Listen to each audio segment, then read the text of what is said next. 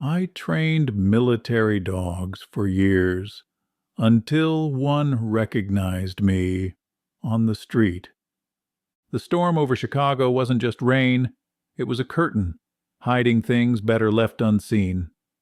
Under the flickering neon of Jake's diner, two figures stood apart from the downpour. A woman, her clothes clinging like a second skin, and beside her a gaunt German shepherd, its fur matted with mud and old scars. The dog didn't shiver, didn't whine. It just stared at the diner's door, yellow eyes unblinking, as if it knew what waited inside. Jake froze mid-wipe, the rag in his hand dripping coffee onto the counter. He'd seen strays before, but this one, its gaze locked onto his like a sniper's scope. And the woman, she wasn't begging. Her fingers curled around a faded Polaroid, the edges waterlogged. When she lifted her wrist to knock, the sleeve of her jacket slid back, revealing a tattoo. Jake in jagged cursive. The dog let out a low growl, not at him, but at the shadows behind the cash register. The diner's chatter died. The coffee machine hissed like a warning. Jake's throat went dry. That dog wasn't just a stray. The scars on its shoulders matched the ones in his nightmares, the ones he'd gotten the night he'd run from his old life. And now here they both were, the woman with his name on her skin, and the dog he'd sworn he'd never see again. The storm outside, that was the least of his problems. Before continuing the story, comment below where you're watching from. I'm excited to see how far this story has spread. If you enjoy it, don't forget to like and subscribe for more exciting stories like this. Jake's fingers trembled as he reached for the photo. The woman slid across the counter. The edges were soft from water damage, but the image was clear. A younger version of himself, standing beside a military truck, the same German shepherd at his side. His stomach twisted. That photo was supposed to be ashes. The woman didn't speak. She didn't need to. The dog's ears pricked forward, its body rigid like it was waiting for Jake to deny the truth. The diner's fluorescence buzzed overhead, too bright, too loud. He could feel the regulars staring, old Marty with his suspenders, the college kids in the booth by the jukebox. They didn't know about Afghanistan, about the ambush, about the orders he disobeyed to save that damn dog. A drop of rain slid down the woman's cheek, like a tear. "He's been looking for you," she finally said, her voice raw. The dog let out a quiet whine, nosing her hand. Jake's breath caught. That whine, he'd heard it 1,000 times in the desert when the dog would wake him from nightmares. But this wasn't a nightmare. This was worse. Because if the dog was here, then the men who'd put those scars on both of them couldn't be far behind. The diner's door creaked open again, slow, deliberate. No bell jingled. The German shepherd's head snapped up, lips peeling back from its teeth in a silent snarl. Jake didn't need to look to know who stood there. The air thickened with the scent of gun oil and stale nicotine. "Well, well." The voice was a blade dragged across gravel. "Look what the dog dragged in." Lena's breath hitched. The man in the doorway was all sharp angles, cheekbones like knife edges, a tailored suit stretched over shoulders that had once carried combat gear. His smile didn't touch his eyes. The shepherd's growl deepened, muscles coiled. Jake's fingers twitched toward the baseball bat beneath the counter. "You're a long way from Kandahar, Richter." Richter whistled. 2 sharp notes. The stand-down command. The dog didn't flinch. A flicker of irritation crossed Richter's face. He reached inside his jacket. The shepherd lunged, not at Richter, But at the neon sign above the door, glass shattered. Darkness swallowed the diner. In the blackness, three things happened. Lena gasped, Richter cursed, and the dog's collar jingled as it positioned itself between Jake and death. The darkness was absolute, save for the erratic flicker of shattered neon casting jagged shadows across the floor. Jake felt the dog's hot breath against his leg, its body pressed close like a living shield. Across the diner, Richter's voice cut through the silence. "You trained him better than I gave you credit for, Sarge." Lena's fingers found Jake's wrist in the dark. "Who is this guy?" Before Jake could answer, the shepherd let out a warning snarl. Metal clicked, a pistol's safety disengaging. Jake's muscles tensed. Then, impossibly, the dog's collar beeped. A high-pitched frequency whined through the air. Richter shouted, not in anger, but pain. The gun clattered to the tiles. Lena's nails dug into Jake's arm. What the hell? Jake knew. That wasn't just a collar. It was hers, Captain Vasquez's prototype, the one she'd risked court-martial to build. The emergency lights kicked on, bathing the diner in blood-red glow. Richter was on his knees, hands clamped over his ears.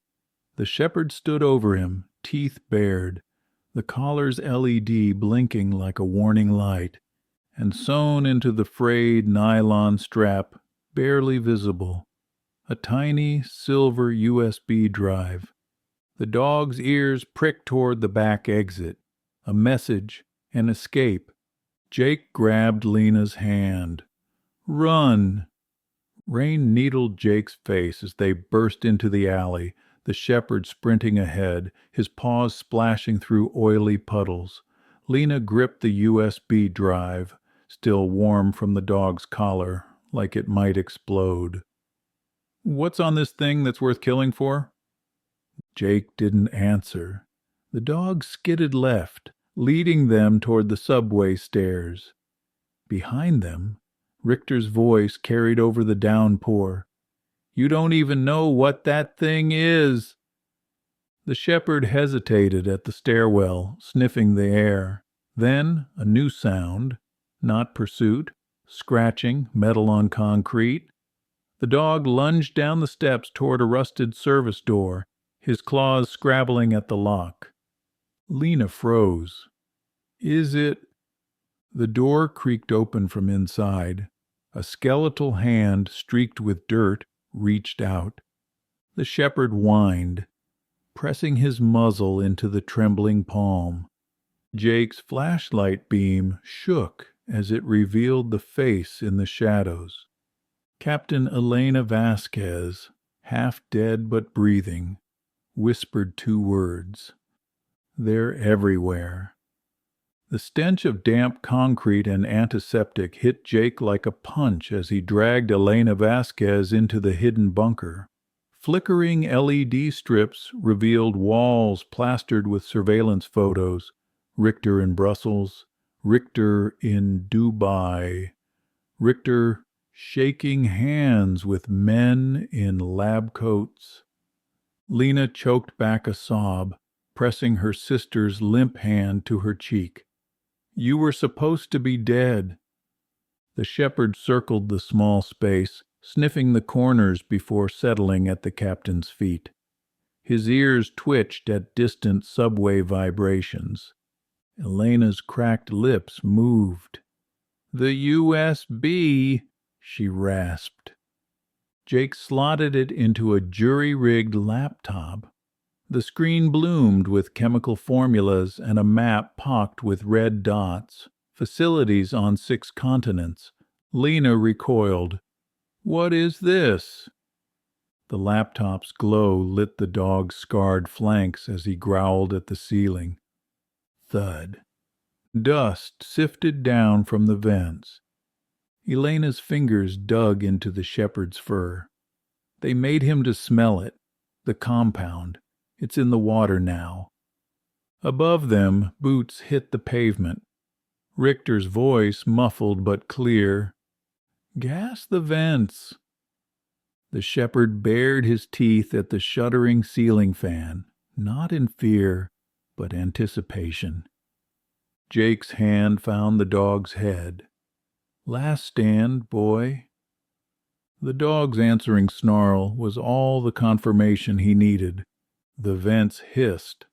A sickly sweet odor seeped into the bunker, like rotting fruit and gasoline. The shepherd's nose twitched violently, his pupils dilating as the scent hit his system. Elena's hand shot out, grabbing Jake's arm. Don't let him breathe it in. It's the trigger. Too late. The dog's muscles spasmed. A guttural sound tore from his throat. Not a growl, not a whine, but something new. His ribs expanded. His claws scraping grooves in the concrete as his body tensed like a coiled spring. Lena stumbled back. What's happening to him? Elena's voice was a razor of panic. They engineered him to hunt under exposure, enhanced aggression, pain suppression. The shepherd's head snapped toward the ceiling. His nostrils flared. Snap. The ventilation grate hit the floor. Black-clad figures dropped into the room, but the dog was already moving. Not toward them. Through them. Bones crunched. A scream cut short. Blood sprayed the maps as the shepherd became a blur of teeth and purpose. Jake's stomach turned. This wasn't a soldier. This was a weapon they'd forgotten to decommission. And it had just remembered how to kill. The bunker became a slaughterhouse. The shepherd moved with terrifying precision. No wasted motion, no hesitation. A mercenary raised his rifle. The dog's jaws closed on his forearm with a wet crunch, the bones snapping like kindling before he lunged for the throat. Blood painted the concrete in broad, arterial strokes. Lena pressed herself against the wall, her hands shaking as she clutched her sister. Jesus Christ! Jake grabbed a fallen pistol, but didn't fire. The dog wasn't just killing. He was systematic.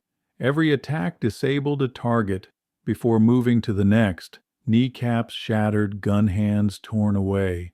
Not mindless violence. Calculated. Elena gasped, her fingers digging into Jake's sleeve. They conditioned him to prioritize threats. He's clearing a path for us. The last mercenary collapsed, gurgling through a ruined windpipe. The shepherd stood panting over the bodies, his muzzle dripping, his golden fur streaked crimson. Then, slowly, his head turned toward the bunker's emergency exit. A tremor ran through his body. The drug was burning through his system. Jake stepped forward. Hey, look at me. The dog's wild eyes focused, just for a second, on Jake's face. Recognition flickered, then pain. A wet cough racked his body. Blood speckled the floor. Enhanced aggression. Pain suppression. But not immortality. The shepherd staggered, fell, rose again on trembling legs, and limped toward the exit, leaving a trail of bloody paw prints behind him. Follow. The message was clear. This wasn't over. The shepherd's breathing was ragged as he led them through the labyrinth of service tunnels, each step leaving a smeared crimson print. The drug was eating him alive from the inside. Jake could see it in the way his hind legs trembled, in the froth of blood and saliva dripping from his jaws. Lena kept glancing back at the bunker's carnage. They'll send more. Elena limped between them, her voice thin but steady. He knows. That's why he's not stopping. The dog paused beneath a rusted ladder leading up to a manhole cover. His body shuddered violently, then stilled. When he turned to look at Jake, his eyes were clouded with pain, but sharp with purpose. Jake knelt, the dog's muzzle pressed into his palm, cold and wet. A farewell. Then, with a final staggering leap, the shepherd hurled himself at the ladder.